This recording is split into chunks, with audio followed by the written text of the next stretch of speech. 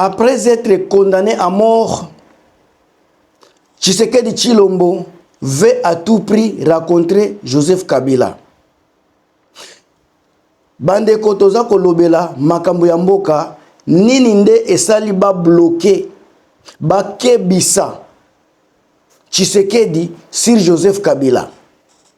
Tshisekedi a envoyé des émissaires en Angola bomona ki ndeko na biso oyo kombo kiminga soki yena kopesa bino atindie na Angola. Après passage à Joseph Kabila en Angola, il y avait des émissaires qui ont été envoyés en Angola. Joseph Kabila était à France, il y a également les émissaires, il y a Tshisekedi qui ont été à France, à Belgique. Également, tozoyo kape batinda ki ba émissaire musu na ambassade. Il y a États-Unis na niveau ya poto po ba meka kozua moyen ya kokutanisa Tshisekedi na Joseph Kabila. Ça sont les démarches de Tshisekedi Tshilombo. Bozela na pese la bino ba makambu na kati ya émission yo. Pourquoi ba kebisi Tshisekedi? Pourquoi ba lobby atika ko s'attaquer na Joseph Kabila? Pourquoi ba lobby que Tshisekedi ba na Tshisekedi Joseph Kabila n'est pas le problème qui ronge le Congo? Naza ko ebisa bino na kati ya émission. Ndeko na ngai Gabriel Kiyumine na pesi mbote ya trop grâce kibombo na niveau Italie na bandeko na mobimba baza o balandaka ngai na pesi mbote Maskolo na pesi mbote Arlette Njadi Faye Mando mama nanga Marie Antoinette Makayabu na niveau ya France Chirac Makayabu Boza ebele na niveau ya France François Mbuku Kasa na niveau kuna pe na France Paul Mwanda Prex Ngadi. En tout cas, Boza Ebele, merci à Messi Chika Chinji, quelque chose comme ça. Innocent Dikoumana, na pesi bino tout bambote à trop. En tout cas, vous êtes trop. Oh, Boza Kolanda, Boza ko soutenir chaîne, Boza vraiment Ebele. Alors, pourquoi Union Européenne n'a pas département américain, yebisi na Tshisekedi, atika ko s'attaquer na Joseph Kabila? Ce n'est pas lui qui dirige le Congo, ce n'est pas lui qui a freiné accord, il y a principe à Doha et encore moins signature à Washington. Ce n'est pas Joseph Kabila qui est au four et au moulin na makambo etali Congo. Alors pourquoi Mindele yebisi na Tshisekedi atika ko s'attaquer na ye plutôt akende ko luka solution na makambo ya mboka, akende ko sangana na baninga na ye pona ko sauver le Congo? Au lieu de s'attaquer à un individu, yebisi na Tshisekedi akende ko trouver solution pour na kimia ya mboka na biso. Alors nani bandeko na ngai oeza kumoko munene pona vie politique ya Tshisekedi Tshilombo oezalaki ko se confier asi a dépasser ba mbongo ebele pona ba démarche ya kokutana na Joseph Kabila. Bambongo ezalaki censé kokota na social ya peuple congolais. Tshisekedi akomi ko azosala nango ba tapage par-ci par-là. Alors lelo Mindele bakomi ko lobele face à face que non, le problème ce n'est pas Joseph Kabila, le problème ce n'est pas tout ce monde là, le problème c'est toi. Mindele bakomi ko yebisa Tshisekedi que yende problème ya Congo. Balobi boye pona Kabila. Eloko bayebisi Joseph bayebisi Tshisekedi Tshilombo pona Kabila. Pourquoi balobi atika ye kimia atika ko attaquer atika ko menacer ye pendant que Azak condamné à mort na kin, mais Joseph Kabila baza ko recevoir ye na Kenya na Angola ba recevoir pas président moko azale ayakende ko yambaye na France donc protocole ya présidence ba yambiye. Donc na États-Unis era kendeki membre du gouvernement États-Unis donc e baza ko yambaye kaka na gouvernement pendant que Tshisekedi bomona ki azokene na France na Belgique azokolala na ba ambassade baza azako kita na ba aéroport ba militaire azako kita ye moko ba personnel ya gouvernement ba personnel ya présidence bazako kipete bazako zala wana te. Ça prouve déjà qu'il y a quelque chose de grave, symbole moko ya isolation ezako landa elilingi ya Tshisekedi. Alors balobi eza un coup de maître géopolitique parce que ba relation oyo bazoloba entre Joseph Kabila na communauté internationale na loba direct boye ndenge bazako bimisa Joseph Kabila ndenge bazako pesa image na ye par rapport à Tshisekedi Tshilombo Donc surtout dans nos départements banani oyo département nanu balobi boye Joseph Kabila aza symbole, aza ko symboliser l'Afrique moderne, Congo moderne. Aza symbole à capitalisme technologique. Baza koloba Joseph Kabila aza symbole à énergie verte et du futur.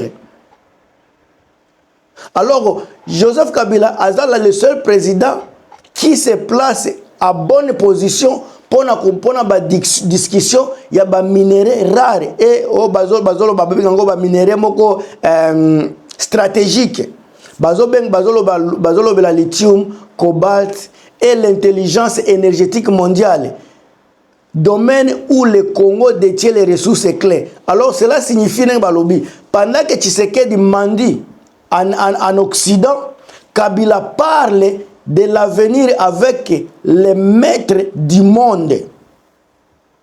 Donc baza koyebisa na Tshisekedi directement que mutu oyo za ko attaquer aza mutu moko ya pamba te tika ina kimia parce que c'est l'homme qui oyo aza crédible na koloba bongo aza mutu oyo aza kofanda na ba maître du monde pendant que oza ko yenga na Bruxelles na bandako ya ba ambassade. Joseph Kabila aza kokende kofana na ba mesa ya ba décideur du monde. Alors na ambassade na nini na ambassade ya Amérique baza ko déterminer baza ko expliquer grandeur à Joseph Kabila na ba émissaire ya Tshisekedi ba ye kotala ye. Balobi Joseph Kabila aza na ba affinité avec Donald Trump qui pour affinité na bango wana et qui ko renforcer l'idée d'une alliance anti-système contre les pions de l'Occident libéral qui soutient les dirigeants africains dociles. Une telle proximité serait perçue comme réseau de souveraineté internationaux où Kabila représenterait la résistance africaine face au néocolonialisme financier. Bazo pesa Joseph Kabila comme symbole économique et minière. Parce que tant baza koloba makambo wana baza ko comparer gouvernance ya Tshisekedi, bazo comparer ngo pena na gouvernement na gouvernance ya Joseph Kabila. Donc bazo mona na ba carnet d'adresse baza kotala futur nani akoki komema futur ya mboka na biso na ndenge ya bien baza kotala balobi partenariat ya Donald Trump, Elon Musk na Joseph Kabila na ba contrat na bango ya ba accès au cobalt na cuivre. Donc eza signe à reprise à contrôle économique et en Congo par ceux qui connaissent la maison. Sika bango baza koloba mieux vaut Kabila ko signer avec ba investisseur local ba Elon Musk que Tshisekedi qui vend Tshisekedi vende au plus offrant sous pression européenne. Donc Tshisekedi a travaillé sous pression mais Joseph Kabila a négocié. Donc ils ont négociateur awa ils appellent bato baza ko travailler sous pression. Donc bato mususu ne baza ko diriger Tshisekedi za yete aza ko diriger na ba pression mais Joseph Kabila aza muto aza ko kende ko négocier. Donc aza négociateur de l'État. Alors pour na kati ya Joseph Kabila baza komona vision économique moko patriote. Donc avec Joseph Kabila il y a des portes aux investisseurs mondiaux. Donc qui seront sous contrôle d'un nationaliste qui connaît le terrain. Alors qui connaît le terrain entre Joseph Kabila na Tshisekedi? Ce qui est Joseph Kabila te. Alors bo banda ko comprendre makambo ndenge za kotambola na niveau international. Kabila toza kozwe kaka awa na niveau ya congolais mais na ndenge ya libanda mes chers amis to pesa ka mutu na mutu ba place na ye. Alors bazolo ba la continuité du projet congolais. Après la rencontre de Nairobi avec l'opposition, ces partenaires donneraient un visage international à la renaissance politique de Joseph Kabila. Alors, ça, na makambwana batwaza komona ngo neti retour sous une autre forme d'économie et puis appui politique. Pendant que Tshisekedi baza kosala makelele na Congo, Kabila za ko tisser baligné na Washington. Est-ce que boza komona ndenge makambo za kotambola?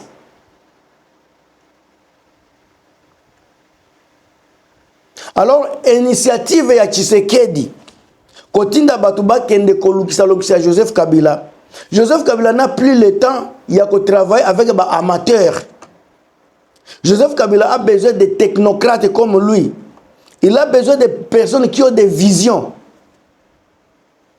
Namini Choyo, Joseph Kabila tourné na niveau ya Europe, na Angola, na ba États-Unis, et ça signe un retour de l'ordre na kati mboka na biso, retour ya dignité na mboka na biso, retour ya stratégie na mboka na biso. Joseph Kabila bimisi Tshisekedi lokola un acteur local sa vision mondiale. Joseph Kabila za kotikala comme symbole ya Congo puissant. Congo est connecté na peuple na ye, Congo est souverain. Pendant que Tshisekedi za kotambola na kaka ba voyage moko ya caméra ya ba média, Joseph Kabila a signé sorti na ye ou a sala mondial et a réouverture ya ba champ de possibilités. Kabila a s'élever d'un ex-président à celui d'un père fondateur d'un nouvel équilibre géopolitique africain. Tolinga te tangu ba américain ba moni ke mutu moko boza crédible, communauté internationale ba moni crédibilité na kati ya mutu ba lakisaka yango ba bomba kate ba kolakisa. Tangu mutu aza ko échouer ba koloba mutu échouer. Lelo monde mobimba baza kotala ndenge Tshisekedi aza ko kwisa mboka na biso. Monde mobimba baza kotala ndenge Tshisekedi aza ko abomi a panzi a détruire la dignité à peuple congolais. Batu nyonso baza komona ndenge ba rapport eza kobima ya ba détournement, ba rapport ya ba corruption, ba viol, ba arrestation arbitraire nyonso baza komona. Est-ce que mutu wana aza vraiment crédible pona kokonza mboka na biso? Botala nanu population na biso ndenge baza ko souffrir. Les enseignants ne sont pas payés. Les médecins, les infirmiers, bana pona kokende classe eza manœuvre. Ba para bazana difficulté ko futaka ba loyer. Bana bazo kende classe makolongulu, ba tableau, do botala ba classe na Congo. Ba classe comme ya Lambo. Mais Tshisekedi aza juste là pona koyiba. Pona libumu na ye, pona ba camarade na ye, pona entourage na ye. Ce monsieur a détruit le Congo. Ce monsieur n'a pas d'amour de notre pays. Kolwezi, où il y a tout pour le Congo, mais c'est une province qui souffre. Une province, quand on a la population, c'est une population qui souffre. Une population mal nourrie. Mais c'est la population, c'est la province qui donne du souffle au Congo. Mais Tshisekedi n'a pas besoin de cette population-là. Il a seulement besoin de minéraux. C'est pour cela, Namini Tcho Bandeko, on doit chasser Tshisekedi. Tumufukuze, tumukimbize. Batoto Katanga, musimame. Batoto Kisangani, musimame, mes chers amis, musimame. Vous devrez sauver votre avenir. Les politiciens qui ont avenir, ils sont en train de détruire votre avenir. Réveillez-vous, tenez-vous bon. Défendez votre avenir, l'avenir de vos enfants. Défendez-les s'il vous plaît. Levez-vous et on doit chasser ces monstres à la tête de notre pays. On doit les chasser. Si chacun s'est levé comme un seul homme, comme les gens de Madagascar, comme les gens de Népal, le Congo serait déjà libre aujourd'hui. Il faut que longola kobanga bandeko nangai. Bo longola kobanga, soki 3 personnes ba telemi, bandeko Congo wana ko changer. Ngam tu nabino Gilmas bandeko, bo partager, bo commenter, on est ensemble. Bo ça na pété ko tia ba j'aime na bino bandi ba j'aime na ba vidéo. Tokuta na émission mususu a plus.